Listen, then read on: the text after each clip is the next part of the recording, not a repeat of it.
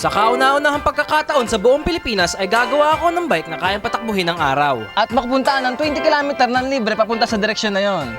Sa unahan ko, mga sasakyan. Sa kaliwa ko, sasakyan pa rin. Sa likuran ko, sasakyan. Sa kanan ko naman, mga bahayan. Sa dami-dami ng idea sa mundo, ito pa ang naisip kong idea. Grabe naman yung pickup na yun. Ano pa kayang pwedeng masamang mangyari? Itong lahat ng to para lang makita ko araw-araw ang aking girlfriend. Meron naman akong motor kaso ang mahal sa gas gamitin. Kaya para masolusyonan ay gagawin kong bike na solar yung nakatambak kong bike. Para makabuo ako ng bike na kayang tumakbo gamit ang araw, kailangan ko ng 3 pangunahing pyesa na gagamitin. Una, electric na motor. Dahil model lang to, dynamo muna yung gagamitin ko. Pangalawa, bike na kakabitan ng electric na motor. Pangatlo, solar panel na magpapatakbo sa electric na motor na magpapatakbo naman sa bike. Mukhang napakadali lang gawin ang idea na to. Tingnan natin kung gagana.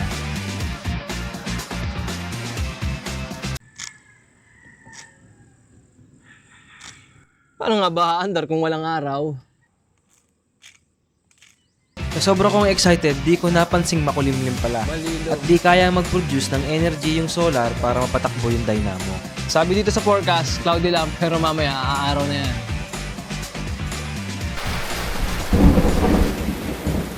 Isa lang ngayon ang alam ko, huwag magtitiwala sa weather forecast. Sa dinami-dami ng panahon na pwede kong gawin tong project na to, ay ngayong June pa, kung kailan tag-bagyo at tag-ulan. Ayos! Pero hindi naman laging bagyo, kaya nung tumila ay tinesting ko na ulit.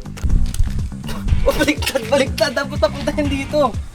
Umandar nga kaso pabaliktad naman.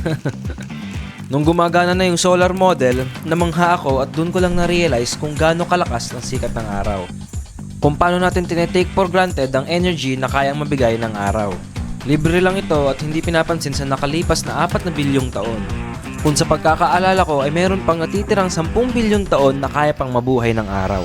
Sa tinagal-tagal na naming dalawa at sa loob ng 10 taon ay ngayon pa naisipan ng girlfriend kong regaluhan ako ng bike ng birthday ko. Kung kailan pang trentahin na at sumasakit na ang tuhod, hita at likod. Thank you. Pero simula pa naman noon, pag magbabike ako ay sumasakit talaga yung tuhod at binti ko dahil tingnan niyo naman yung katawan ko. High school pa lang ay magkasintahan na kami at kilalang kilala na ang isa't isa. At ang pinakaayaw naming dalawa ay mawalay sa isa't isa. Kaya kung itong bike na to magiging tulay para lang lagi kaming magkita ay gagawan ko ng paraan. Patay sa akin itong bike na to. Gagawin kitang electric.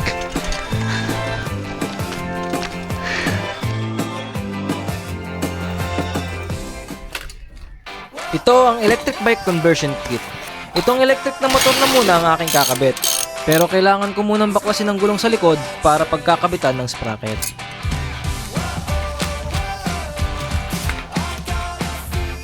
Pero habang nagbabaklas ako, ngayon ko lang na-realize na yung bike ko, Shiming.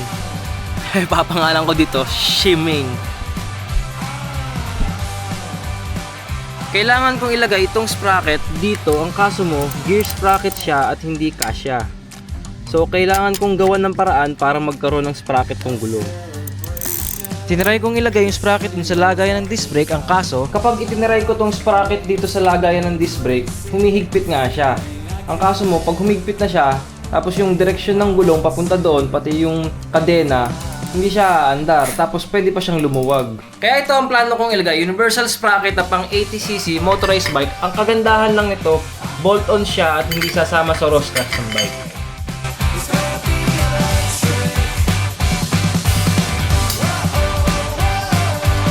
One, two, three, four, five, six, 7. 7 pa.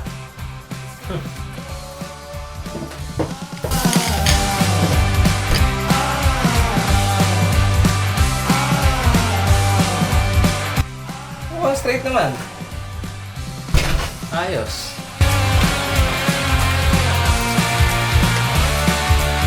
Naikabit ko na itong sprocket, ngayon naman na yung electric na motor at bracket. May kasama ng bracket, yung electric na motor, talagang plug and play. Ito yung bracket na kasama dun sa kit.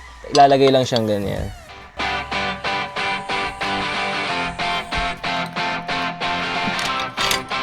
Dahil complete kit nga siya, may kasama rin siyang kadena. Ang kaso mo, sobrang iksi at hindi ito kakasya dun sa malaking sprocket. Kaya yung kadena ng lumang BMX bike ang ipapalit ko. Mahirap pa ito kaysa sa mismong ginagawa. Lalagyan ko muna siya ng battery na galing sa motor. Titingnan ko kung tatakbo na to. Gamit yung battery ay matetesting ko din kung hindi tatalon yung kadena sa malaking sprocket na nilagay ko. Pero aalisin ko rin naman tong battery dahil pagaganahin ko lang talaga siya gamit ng solar.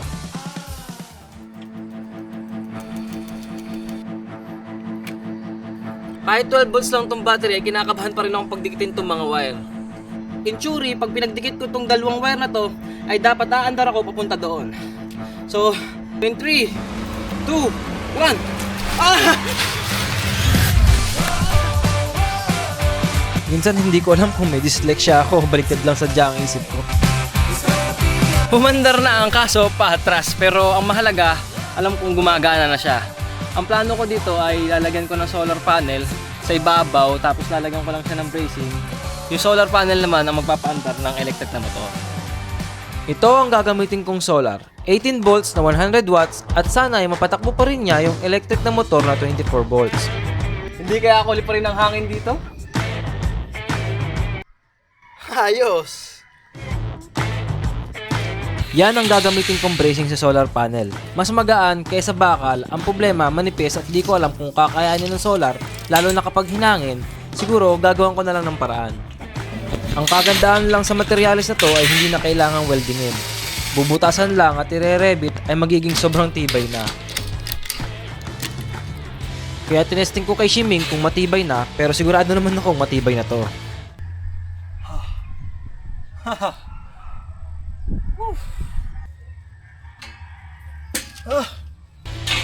Siguro dadagdagan ko pa to ng konting bracing. Sa sobrang gaan, kahit maglagay pa ako ng napakaraming bracing, hindi mo mararamdaman yung bigat. Hindi naman siguro masama kung lalagyan ko pa ng napakaraming bracing para hindi na masyadong gumalaw. Yan, ang tibay na. Walang ibang lugar kung saan nilalagay yung bracket kung hindi dito lang para hindi tumama yung manibela habang ako'y nagdadrive.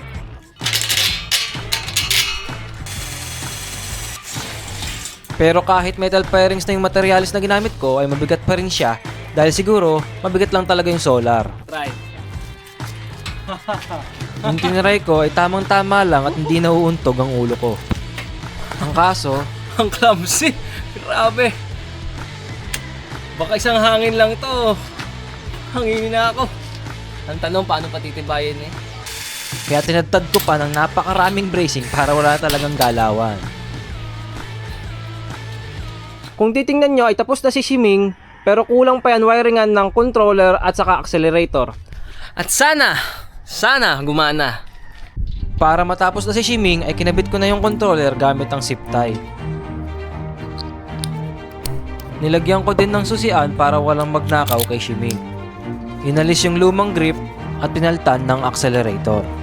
Minamadali ko na tong paggawa dito dahil ang sabi sa balita ay may papasok daw na bagyo. Kaya kahit wala at palubog na ang araw, ay patuloy ko pa ding winawiringan at ginagawa si Shiming. At siguro nakaubos ako halos ng isang buong pakete ng zip tie. Kinabit ko din ng headlights / indicator na kasama sa kit. Hindi ako makapaniwalang matatapos na yung solar bike project ko. Nakakamanghang isipin na nasa isip ko lang noon, ngayon ay gawa na at buo na.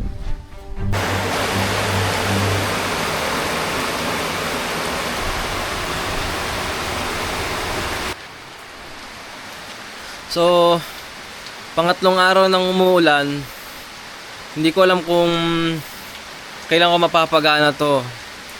Siguro i-hold ko muna tong project na to kung hindi pa rin sumikat ang araw.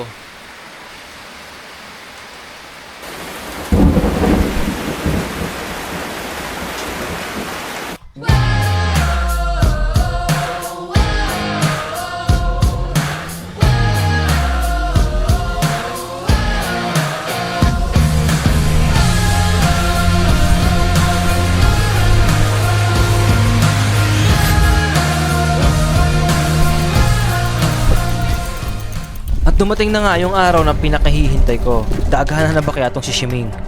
Kinakabahan ako pero sinakyan ko. Chinek ko yung gulong, check. Chinek ko yung electric na motor, check. Chinek ko yung kabitan ng camera, check. Syempre may ilaw din, check. At ganun-ganun na nga lang ay in-start ko na agad. Go Shiming, go! Go!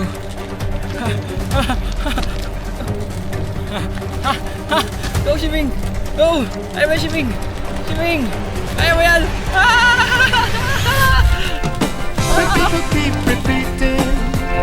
Hindi ako makapaniwalang gumagana si Shiming. Nakuha ko pang batiin ng kapitbahay ko, maging sila ay todo suporta at inaabangan kung gagana ba si Shiming. Tameme pa rin ako at di makapagsalita sa sobrang paghanga sa ginawa ko. Na sa wakas ay gumana na at makakapunta na rin ako sa girlfriend ko. Antayin mo lang ako, nandiyan na ako. So mula dito hanggang sa kanila ay 15 kilometer. Ngayon ay 11 AM na, so ang top speed na nakuha ko kanina ay 15 kilometer din. So kung tama ang mathematics ko, makakarating ako ng 1 oras mula dito hanggang sa kanila.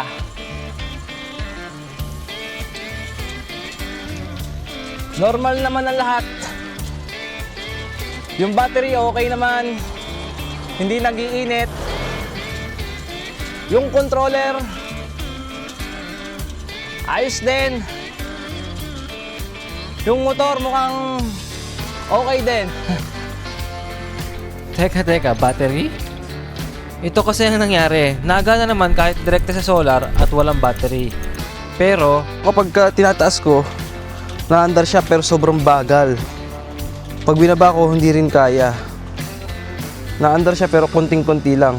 kaya para makapunta pa rin ako sa girlfriend ko ay kinabitan ko ng lithium battery pero sa isang kondisyon na hindi pwedeng isaksak sa kuryente at dapat ay sa araw lang manggagaling ang energy. Kaya binilad ko sa araw para ma-full charge at matuloy ko yung biyahe. Ito lang ang pinakamagandang paraan na naisip ko para dire-diretso ang voltahe sa electric motor. Pag nilalagyan ko ng pedal, lumalakas siya pero maganit yung pedal dahil nagkakaroon ng resistance. Nawawala-wala na yung init pero mukhang okay pa rin naman yung battery ko. Ito yung literal na pakiramdam ko, nasa akin yung kapangyarihan ng araw. Pero minsan natatakot din ako sa pagiging genius ko. Baka pakuhanin ako ng permits pagkakabit ko ng solar. Grabe yung init ng araw. Mukhang nagpo-produce ng energy yung solar papunta dun sa battery. Kaya hindi maubos-ubos yung indicator. Sa haba ng biyahe, di na ako makapagsalita pa at nangalay din yung kanang kamay ko kakapihit ng throttle. Di naman sobrang layo ng 15 km, mabagal lang talagang takbo ko. Alam nyo, ang dami kong na-realize sa paggawa nitong solar na hindi nyo kailangan ng napakadaming pera para makagawa lang ng sasakyan. Ang weird lang dahil tong si Shiming, libre kong magagamit kahit saan. Doon mo marirealize yung kalayaan mo mula sa material na bagay. Na hindi lahat ng bagay kailangan bilhin. Sabi nga nila, the best things in life are free. Mukhang pangit lang tong gawa ko pero gawa ko to. Inisip ko to, pinagpaguran ko, dun pa lang panalo na ako.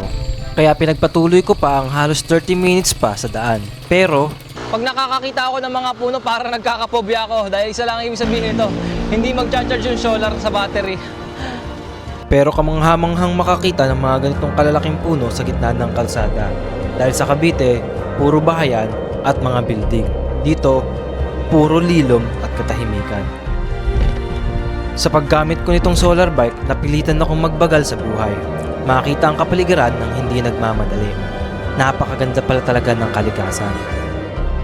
At sa kabilang banda naman, na-realize ko na kaya ko palang gawing posible ang mga bagay na imposible. Na sa mga mata ng ibang tao ay katawa-tawa, pero sa akin ay mahalaga. Nakakamangha kasi kaya ko palang gumawa ng kahit na anong sasakyan at dalhin sa mang lupalop sa mundo. Pero aanhin ko naman ang ibang destinasyon kung hindi naman ang girlfriend ko ang naroroon. Siguro, dun pa rin ako sa destinasyon kung saan may matamis na ngiting nag-aantay.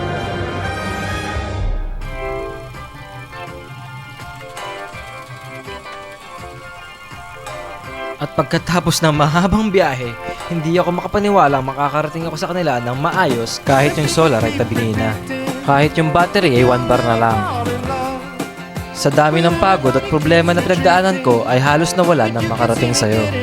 Kung kailangan kitang haranahin araw-araw, kung kailangan kong bumahe papunta sa inyo ang gagawin ko. Wala nang makakapaghiwalay sa atin. Anumang taas ng presyo ng gasolina, anumang layo ay lagi kang makakasama. Huwag lang sigurong makulimlim na ulan at walang araw. Ano na naman yung ginawa mo? Solar bike. Dinrive mo mula doon hanggang dito? Buti kinaya. Galing ah.